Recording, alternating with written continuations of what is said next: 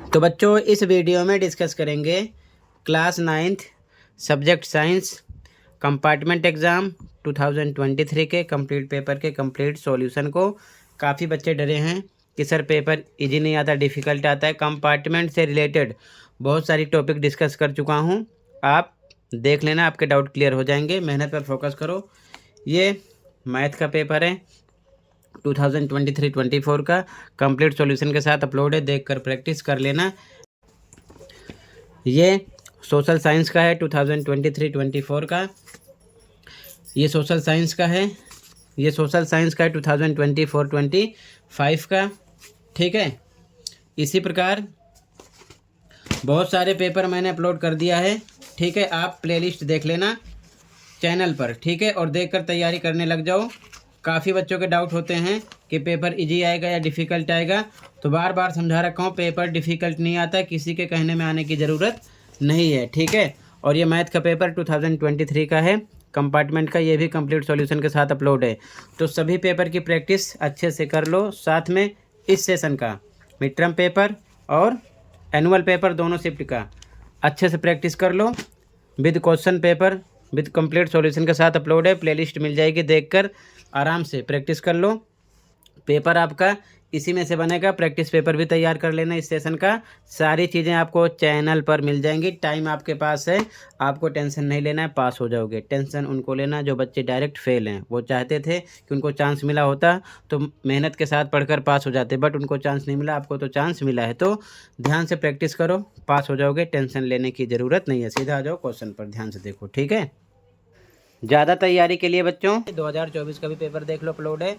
साथ में mid term paper annual paper की भी प्रैक्टिस कर लेना, और प्रैक्टिस पेपर की सभी पेपर दोनों शिफ्ट के मॉर्निंग इवनिंग के विद सॉल्यूशन मिल जाएंगे। कमेंट में प्लेलिस्ट की लिंक मिलेगी, देख लेना। ठीक है, सीधा आ जाओ क्वेश्चन पर, ध्यान से देखो ताकि किसी प्रकार की दिक्कत ना हो, आराम से प्रैक्टिस करो। पहला क्वेश्चन है, निम्नलिखित परिघटनाओं का कौन सा समुच्चय तापमान बढ़ाने पर बढ़ेगा? तो सी ऑप्शन करेक्ट होगा, वाष्पन विसरण गैसों का प्रसार। ठीक है, फर्स्ट में।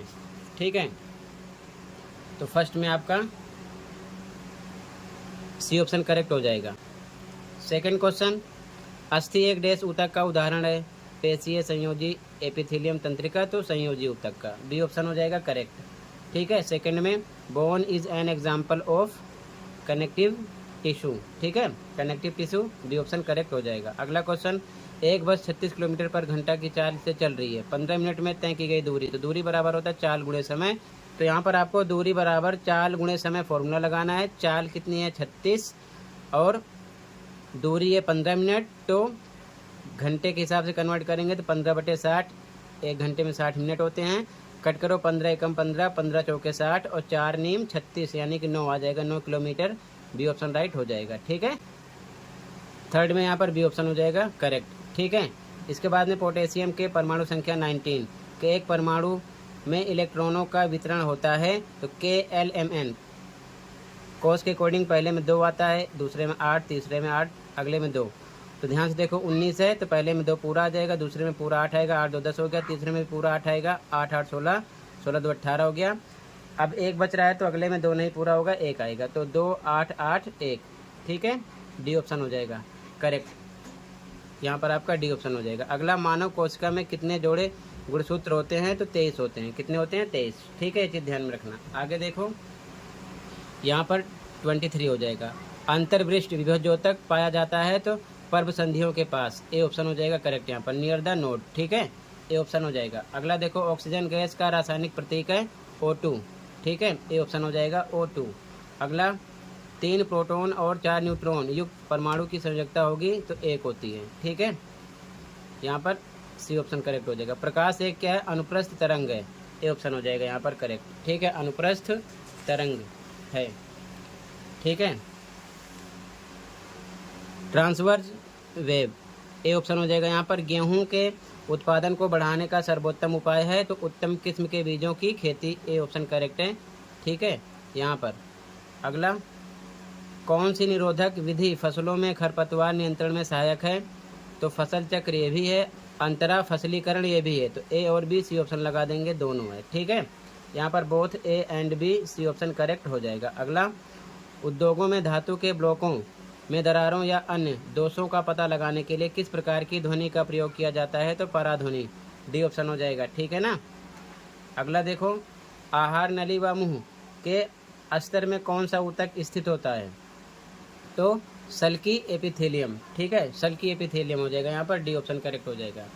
यहाँ पर आपका डी ऑप्शन करेक्ट हो जाएगा। अगला, पृथ्वी के गुरुत्वीय त्वरण जी का मान तो 9.8 मीटर पर सेकंड स्क्वायर होता है, बी ऑप्शन हो जाएगा करेक्ट। यहाँ पर ऑप्शन नंबर बी करेक्ट है। अगला, मैग्नीशियम क्लोराइड का रासायनिक सूत्र, तो यहाँ पर मैग्नीशियम क्लोराइड का रासायनिक सूत्र MgCl2। बाकी आप रासायनिक सूत्र अच्छे से पढ़ लेना, सी ऑप्शन करेक्ट हो जाएगा, MgCl2। ठीक है। यहाँ पर 25 डिग्री सेल्सियस, 38 डिग्री सेल्सियस और 66 डिग्री सेल्सियस को केल्विन में परिवर्तित करने पर इन तापमानों का सही अनुक्रम होगा। अब ध्यान से देखो, केल्विन में कन्वर्ट करना है तो केल्विन के लिए 273 प्लस करते हैं, तो 273 प्लस करेंगे 25 में 298 केल्विन हो जाएगा। 38 में 273 प्लस करोगे 311 केल्विन हो जाएगा। 66 में 273 प्लस करोगे आएगा 339 केल्विन। ठीक है, तो इस प्रकार से यहाँ पर आप देख सकते हो 25 में 273 प्लस कर दिया, 38 में 273 प्लस कर दिया और 66 में 273 प्लस किया, तो 298, 311, 339 आया है। तो इसके अकॉर्डिंग आपका ए ऑप्शन मिल रहा है जो केल्विन के लगा है जिसमें। ठीक है, ये हो जाएगा। अगर यहाँ पर केल्विन में होता है, डिग्री सेल्सियस में कन्वर्ट करना होता तो 273 हम करते इसमें से माइनस, ये चीज़ ध्यान में रखना। ठीक है, तो ये टॉपिक सही समझ लेना, आना ही आना है। ठीक है, तो यहाँ पर ए ऑप्शन आपका हो जाएगा। ठीक है, आगे देखो ध्यान से, असर्शन रीजन वाले क्वेश्चन आ गए। क्वेश्चन नंबर 17, जब एक प्रकाश की किरण कोलाइडल विलयन से होकर जाती है या गुजरती है तो प्रकाश की किरण का पथ मार्ग दृष्टिगोचर होता है, बिल्कुल सही। कारण है कोलाइड विलयन के कण प्रकाश की किरण को फैला देते हैं, बिल्कुल सही, और यही कारण है। तो बच्चों जो कारण है ये अपकथन की सही व्याख्या है, इसी वजह से प्रकाश की किरण का मार्ग दृष्टिगोचर होता है, तो यहाँ पर ए ऑप्शन लगा देंगे। ठीक है, दोनों बातें सही हैं, कारण अभिकथन की सही व्याख्या है। ठीक है, यहाँ पर आपका ए करेक्ट हो जाएगा। अगला 18 क्वेश्चन, अर्धसूत्री विभाजन को अर्धसूत्रण भी कहते हैं, बिल्कुल सही।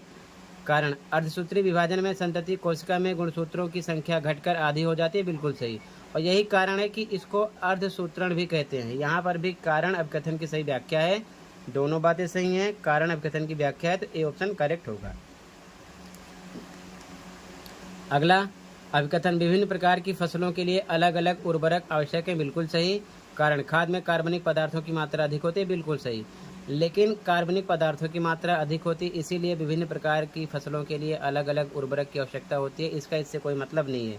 बातें दोनों सही हैं लेकिन कारण अभिकथन की व्याख्या नहीं है, तो बी ऑप्शन लगाएंगे यहाँ पर। ठीक है, यहाँ पर बी ऑप्शन हो जाएगा। अगला क्वेश्चन 20, अभिकथन गुरुत्वीय त्वरण का मान ध्रुव पर अधिक और अक्ष पर न्यूनतम होता है, बिल्कुल सही। कारण पृथ्वी की त्रिज्या ध्रुव पर कम और अक्ष पर अधिक होती है, बिल्कुल सही, यही कारण है जो पृथ्वी की त्रिज्या ध्रुव पर कम और अक्ष पर अधिक होती है, इसी कारण गुरुत्वीय त्वरण का मान ध्रुव पर अधिक और अक्ष पर न्यूनतम यानी कि कम होता है, तो यहाँ पर भी ए ऑप्शन हो जाएगा। दोनों बातें सही है, कारण अभिकथन की सही व्याख्या है। ठीक है, यहाँ पर ए लगेगा।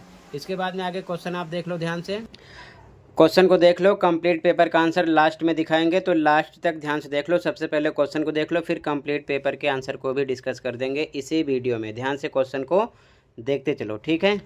बाकी कंपार्टमेंट से रिलेटेड अलग अलग टॉपिक पर अलग अलग वीडियो अपलोड है, चैनल पर देख लेना, ठीक है। ठीक है, इसी प्रकार पेपर आता है, ज़्यादा डिफ़िकल्ट नहीं आता है।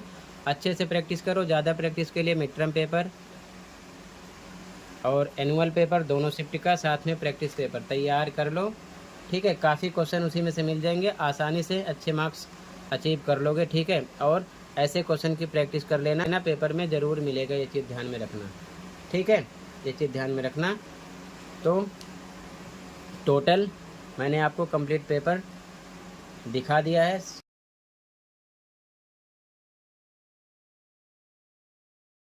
सही से देख लो, किसी के कहने में मत आओ, ठीक है। आराम से प्रैक्टिस कर लो, ठीक है बच्चों। टोटल इतना ही था। अब ध्यान से देख लो कंप्लीट पेपर के आंसर को, ठीक है। ध्यान से देखो सॉल्यूशन को। तो बच्चों ये इस पेपर की आंसर की है, ठीक है। कंप्लीट पेपर के आंसर की देख लो और अच्छे से प्रैक्टिस कर लेना। ज़्यादा तैयारी के लिए mid term paper, annual paper दोनों शिफ्ट के तैयार कर लो। कमेंट को चेक कर लेना। तो देखते चलो सॉल्यूशन को। सेक्शन है यहाँ से स्टार्ट है, जैसे कि फर्स्ट में सी ऑप्शन था, सेकंड में बी। ठीक है, इसी प्रकार देखते चलो सॉल्यूशन को कंप्लीट पेपर के। ठीक है,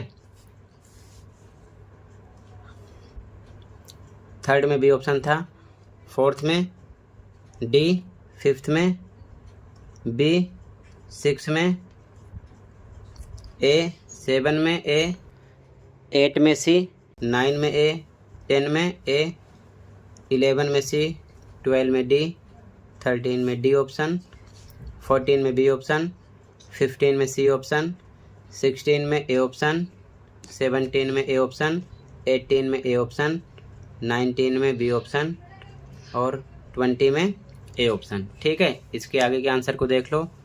यहाँ से स्टार्ट हो रहा है, जैसे कि सेक्शन बी का 21 का आंसर है ये। सेक्शन बी 22 का आंसर है। 23 में ए, बी का आंसर है। 24 का आंसर है। ठीक है,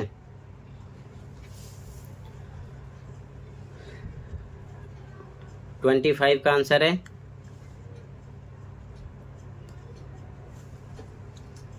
ध्यान से देख लो, सभी पेपर के आंसर इसी प्रकार मिल जाएंगे मिड टर्म एनुअल के।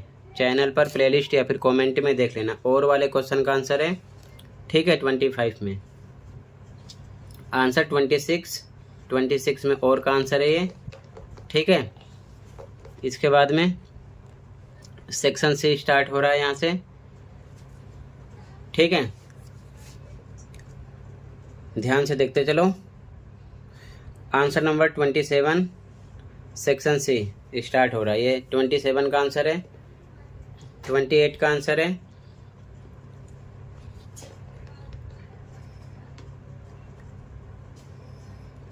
28 में ए का आंसर है, बी का आंसर है। इसके बाद में 29 में फर्स्ट, सेकंड, थर्ड। ठीक है, और वाले क्वेश्चन का आंसर है।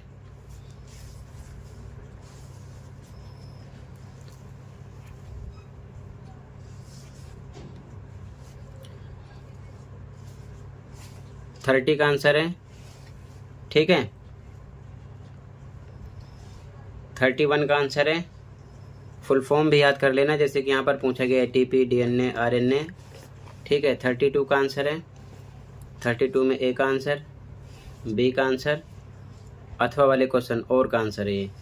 ठीक है, 32 में।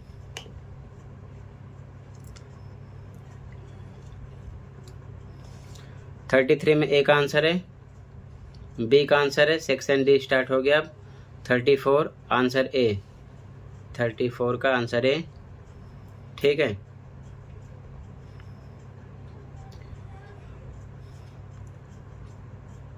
ये बी का आंसर है। 34 में और अथवा वाले का आंसर है। ए का आंसर, बी का आंसर, सी का आंसर। 35 में first, second, third, fourth, fifth का आंसर है। ठीक है, और का आंसर है, अथवा वाले का आंसर है। फर्स्ट का, सेकंड का, थर्ड का, फोर्थ का, फिफ्थ का आंसर है। ठीक है, ध्यान से देख लो। 36 में ए का आंसर है, बी का आंसर है, सी का आंसर है। ठीक है, 36 में सेक्शन ई स्टार्ट है। 37 में ए का आंसर, बी का आंसर, सी का आंसर। ठीक है, 37 में और वाला क्वेश्चन स्टार्ट हो गया है। सी का आंसर। 38 में ए का आंसर, 38 में ए का आंसर है। ठीक है, ये बी का आंसर है और ये सी का आंसर है 38 में। ठीक है, और वाला क्वेश्चन उसका आंसर है, सी का आंसर है। 39 स्टार्ट हो गया। ए का आंसर, बी का आंसर, सी का आंसर, और वाला क्वेश्चन सी का आंसर। ठीक है, तो टोटल बच्चों सभी क्वेश्चन के आंसर कंप्लीट हो गए। तो टोटल बच्चों कंप्लीट पेपर डिस्कस कर दिया। किसी के कहने में आना नहीं है। अच्छे से प्रैक्टिस कर लो, पास हो जाओगे। टाइम आपके पास अभी कम है। ठीक है, तो मेहनत पर फोकस करो, किसी की बातों पर फोकस मत करो। इसी प्रकार 2024 का और 25 का भी अपलोड है, देख कर प्रैक्टिस कर लो। और साथ में mid term paper, annual paper दोनों शिफ्ट का मॉर्निंग इवनिंग का विद सॉल्यूशन मिल जाएगा, देख कर प्रैक्टिस कर सकते हो तो कर लो, ठीक है। दोनों शिफ्ट का पेपर तैयार कर लेना, प्रैक्टिस पेपर भी तैयार कर लेना, पेपर इसी में से रहेगा, पास हो जाओगे, टेंशन लेने की ज़रूरत नहीं, अच्छे से तैयारी कर लो, ठीक है। मिलते हैं अगली वीडियो में। Thank you for watching and take care, okay.